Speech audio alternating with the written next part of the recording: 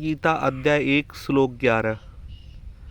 जब दुर्योधन गुरु द्रोणाचार्य से बात करते करते कहता है, अपनी सेना को आदेश देता है कि आप सब अपने मोर्चों पर इस प्रकार स्थित रहें जैसे नियत किया गया हो, और सभी महान योद्धा पितामह भीष्म की हर प्रकार से रक्षा करें।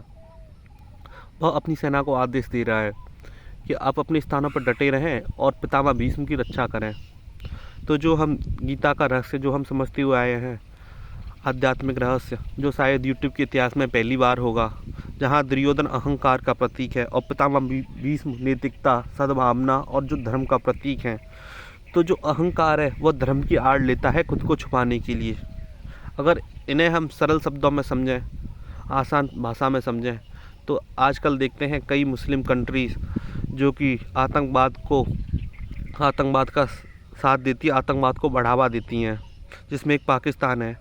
तो आतंकवाद को बढ़ाने के बाद वह धर्म के पीछे छुप जाता है कि हमारे धर्म में यह है, धर्म का सहारा ले लेता है।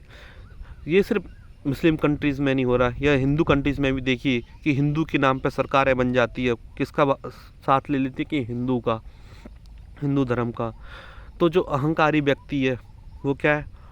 वह धर्म का साथ ले लेता है खुद को पीछे छुपाने के लिए, खुद को बचाने के लिए, खुद को सही करने के लिए वह धर्म का साथ ले लेता है।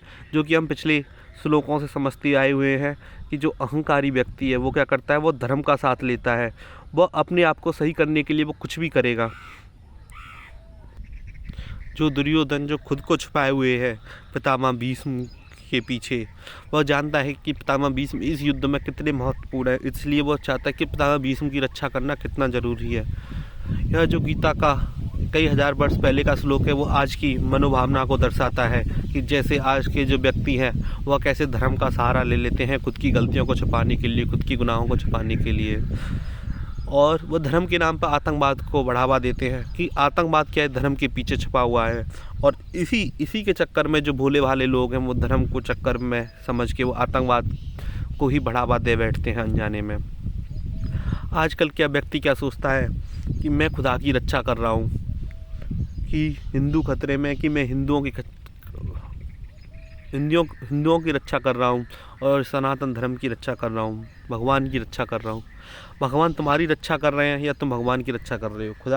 खुदा को तुम्हारी रक्षा की ज़रूरत है या तुम्हें खुदा की रक्षा की ज़रूरत है? खुदा तुम्हारी रक्षा कर रहा है। तो पर जो अहंकारी व्यक्ति होता है, जो अपने गुनाहों को, जो गलत कर्मों को, वो क्या है? वो धर्म के पीछे छुपाना चाहता है हर जगह। अगर और आसान भाषा में देखा जाए तो अगर बाप बेटे में कुछ भी बात होती है तो बाप धर्म का वो लेता है, अरे चाहे बेटा सही हो कि पर पिता क्या कहेगा, माँ क्या कहेगी कि हम धर्म में तेरे से बड़े हैं। तो इसमें क्या खुद की गलतियों को छुपाने के लिए वह धर्म की रक्षा ले रहा है।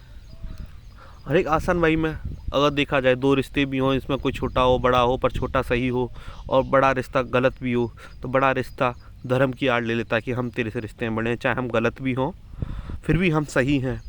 यही देखा गया जब रामायण में, जब रावण ने विभीषण को निकाला, विभीषण धर्म के रास्ते पर था, और पर रावण ने क्या किया? मेरा रिश्ता बड़ा है और तुम कौन होते हो, और उस विभीषण का त्याग कर दिया।